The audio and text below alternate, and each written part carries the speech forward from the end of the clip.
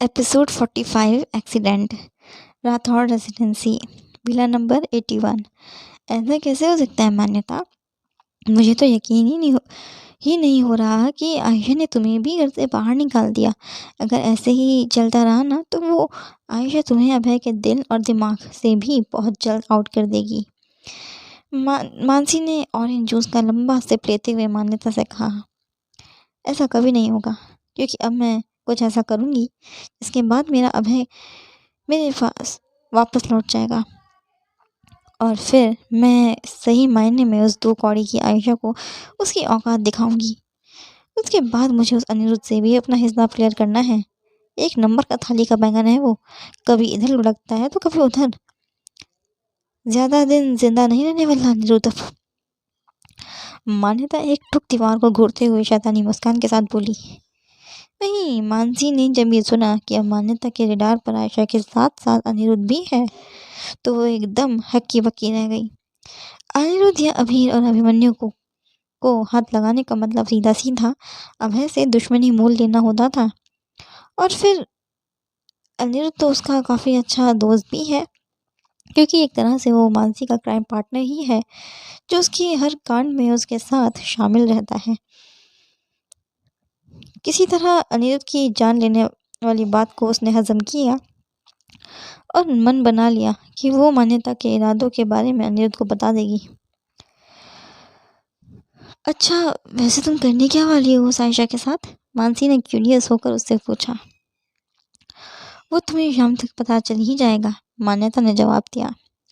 यार, मैं तुम्हारी बेस्ट फ्रेंड हूँ, अपने इस प्लान में क्या तुम मुझे शामिल नहीं करोगी? मानसी ने मुंह बनाते हुए उससे कहा। नहीं, मैं तुम्हें नहीं कर सकती शामिल, क्योंकि अभी कुछ ही दिन पहले उस आयशा ने तुमसे नाक रगड़वा कर माफ़ी मंगवाई थी। और ऐसे में अगर उसने हम दोनों को साथ पकड़ लिया तो वो शातिर काली कोट वाली वकील साहिबा को हम दोनों पर ही शक हो जाएगा। उसे ये लगेगा कि हम दोनों मिली हुई हैं और इस तरह हम दोनों का प्लान फ्लॉप हो सकता है। समझी तुम? हम दोनों को उसकी नज़रों से बच के रहना होगा, मान्यता मानसी को समझाते हुए बोली। एक हद तक मानसी को उसकी बात सही लगी, इसलिए उसने उसे ज़्यादा फोर्स नहीं किया, लेकिन फिर उसने मान्यता पर फिर से दबाव बनाते हुए कहा, अरे लेकिन तुम अब करने क्या वाली हो? एटलीस्ट तुम मुझे इतना तो बता ही सकती हो। मान्यता मुंह मटकाते हुए बोली, ठीक है, चलो मैं तुम्हें भी बता ही देती हूँ। उसके बाद मान्यता ने मानसी को अपने प्लान के बारे में बताया, जिससे वो आज एग्जीक्यूट करने वाली थी। प्लान पूरा सुनते ही मानसी के होठों पर भी एक शैतानी मुस्कान आ गई। अब आएगा ना मज़ा? मानसी मान्यता से बोली और फिर वो दोनों की दोनों शैतानी मुस्काने लगी। At Rathore internationals. अब है मीटिंग ख़त्म करने के बाद रेस्ट रूम से बाहर निकल ही रहा था कि तभी वो अनिरुद्ध से टकराया। कैसी रही ठक्कर के साथ मीटिंग? अभय ने उससे पूछा। अनिरुद्ध प्राउड स्माइल के साथ बोला, ऑसम, बहुत अच्छी रही ठक्कर के साथ मीटिंग, अब बस कॉन्ट्रैक्ट साइन करना रह गया है। गुड, तो ऑफिस संभाल, मैं घर जा रहा हूँ। अभय ने जब ये बात कही तो अनिरुद्ध मुंह बनाते हुए उससे बोला, घर? लेकिन क्यों भाई, अचानक ऐसा क्या हो गया है कि आप घर जा रहे हो? आपकी तबीयत तो ठीक है ना? इस पर अभय ने जवाब दिया, हाँ मेरी तबीयत बिल्कुल ठीक है, बस तेरी भाभी नाराज़ है। आज सोच रहा हूँ कि उसके साथ थोड़ा सा टाइम स्पेंड करूँ, उसका मूड भी अच्छा हो जाएगा। अनिरुद्ध थोड़ा सा चिढ़ते हुए उससे बोला, भाई आपको हो क्या गया है?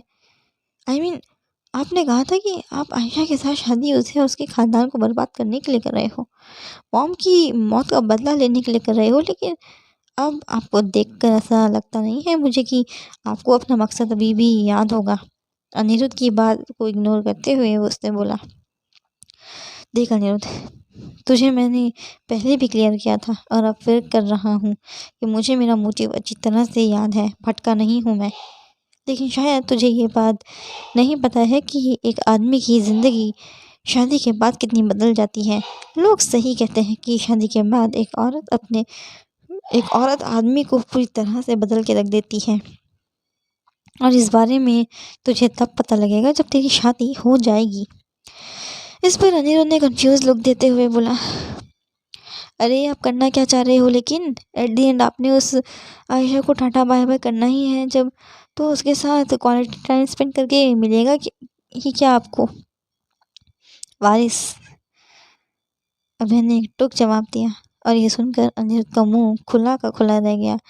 एक झटके में उसके पैरों के तले जमीन खिसक गई चुकी थी, ये जानकर कि उसका भाई एक साथ डबल गेम खेल रहा है।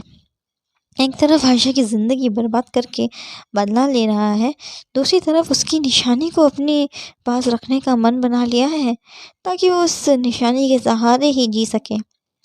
अभय के बोले हुए शब्दों को एक बार फिर से रिवाइंड करके अनिरुद्ध को समझ में आ चुका था कि अब अभय का नेक्स्ट मूव क्या होगा अपनी ज़िंदगी को लेकर। वो कंसर्न होते हुए अभय से बोला, भाई जितना देखने में आसान लग रहा है आपको ये सब, उतना आसान होगा नहीं। और फिर महल में जब सबको आयशा की प्रेगनेंसी वाली न्यूज़ पता चल जाएगी ना, तो सबका रवैया उसके प्रति चेंज हो ही जाएगा, इवन दादी सा का भी। वो उसे अपनी पलकों में बैठा कर रखेंगी फिर, क्योंकि मैंने उनकी आंखों में वो ललक देखी है अपनी गोद में परपोते को खिलाने की। आपको याद है ना, 4 साल पहले जब आपका और मान्यता का रिश्ता टूटा था, तब दादी सा की उम्मीदें भी टूट गई थी। अभय को और बहस करने का बिल्कुल भी मूड नहीं था, इसलिए वो बिना कुछ कहे वहाँ से चला गया।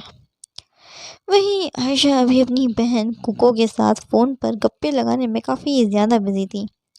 तो अब तू करेगी क्या, सायशा ने उससे पूछा। पता नहीं यार, मुझे तो कुछ भी समझ नहीं आ रहा है। 3 महीने तक पहले मैंने उस ढोंगी मानसी को झेला और अब ये मान्यता आ गई। आयशा अपना सिर पकड़ते हुए बोली। वैसे एक बात तो अच्छी हो ही गई ना कि उस मान्यता ने अपने मुंह से खुद ही कबूल कर लिया कि वो अभय की दोस्त बनने में तो बिल्कुल भी इंटरेस्टेड नहीं है। इनफैक्ट वो अभी भी खुद को अभय की मंगेतर समझती है। ऐसे में तू करेगी क्या नीनी, सायशा बोली। हाँ यार, पता नहीं क्यों भगवान जी मेरे साथ कर रहे हैं ऐसा। पहले अचानक से हम लोगों ने राजस्थान छोड़ दिया, जिसके बाद मैं और अभय भी अलग हो गए, और फिर उसके बाद काफ़ी सालों बाद हम फिर से मिले, तो अभी दो चिड़चिड़ियाँ हम दोनों को शांति से रहने नहीं दे रही हैं, आयशा काफ़ी टेंस वॉइस में बोली। खैर छोड़, अब इसमें हम में से तो कोई कुछ भी नहीं कर सकता है, क्योंकि अभय तो खुद ही उन दोनों को मुंह लगाता है। पता नहीं क्यों उसे एक साथ इतनी सारी नाव में सवारी करने में मज़ा आता है। मुझे तो ये दोनों भाई एक नंबर के फ्लर्टी लगते हैं। सायशा ने जब ये बात कही तो आयशा की हंसी छूट गई। वो हंसते हुए उससे बोली, तू उन दोनों के लिए ऐसा क्यों कह रही है? तूने किसके साथ उन दोनों को फ्लर्ट करते हुए देखा? कहीं अनिरुद्ध ने तेरे साथ तो नहीं किया फ्लर्ट? क्योंकि अभय तो तुझे सच्चे दिल से अपनी साली मानता है, वो तो ऐसा बिल्कुल भी नहीं करेगा तेरे साथ। हाँ, मगर अनिरुद्ध का मान सकती हूँ कि उसने तेरे साथ ज़रूर हंसी मजाक किया होगा। अगर ऐसा है तो तू मुझे बता, मैं आज ही उसकी शिकायत अभय से करूँगी। आयशा की बात का सायशा ने कोई जवाब नहीं दिया। वो एकदम शांत हो गई। तभी आयशा की फिर से हंस पड़ी और सायशा की टांग खींचते हुए बोली, वैसे तो बोल तो मैं तेरी बात चलाऊँ अनिरुद्ध के साथ। आज ही अब इससे बात करूँगी इस बारे में। शट अप यार नीनी, दिस इज़ नॉट फेयर। तुम मेरी टांग खींच रही है, और तुमने सोचा भी कैसे कि मैं उस घमंडी बदतमीज़ और मगरूर के साथ शादी करने के सपने देखूंगी? मैं तो ऑलरेडी किसी और के साथ रिलेशनशिप में हूँ।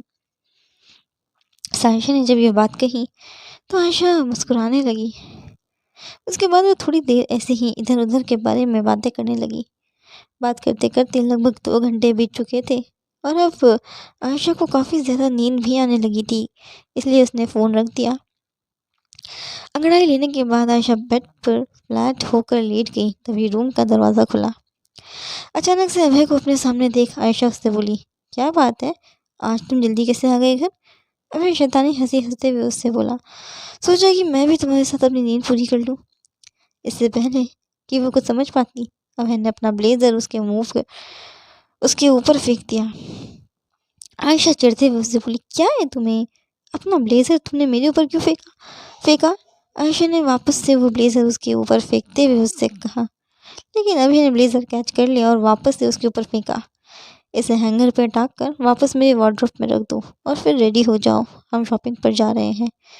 ये बात कहने के बाद अभय वॉशरूम चला गया। वहीं शॉपिंग का नाम सुनकर आयशा की तो खुशी का कोई ठिकाना नहीं था।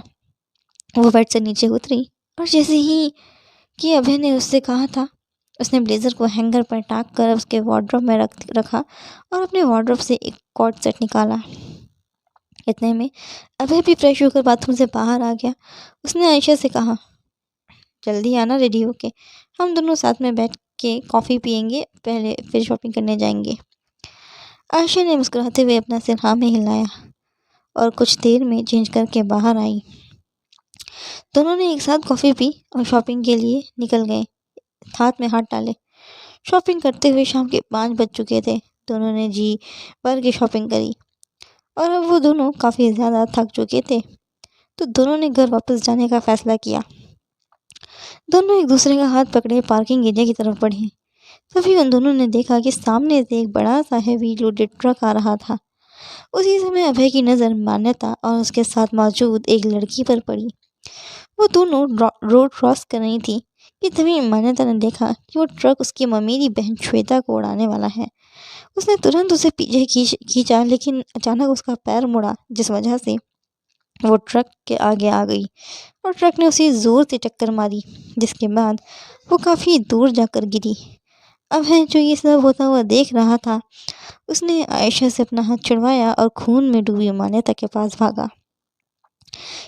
ये सब कुछ इतना जल्दी जल्दी हुआ कि किसी को भी कुछ रिएक्ट करने का मौका ही नहीं मिल पाया।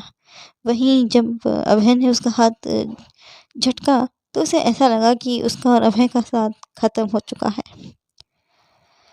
क्या सच में मान्यता का एक्सीडेंट हुआ था, या ये उसकी कोई नई चाल थी अभय को अपने पास बुलाने की? अब क्या रिएक्ट करेगी आयशा अभय की इस हरकत पर? क्या ये एक्सीडेंट ले आएगा अभय और आयशा के बीच दूरियां? जानने के लिए जुड़े रहे कहानी के साथ। अगर आपको आज का एपिसोड अच्छा लगा तो चैनल को सब्सक्राइब करें, तो कमेंट करिए और चैनल को सब्सक्राइब करें। Thank you.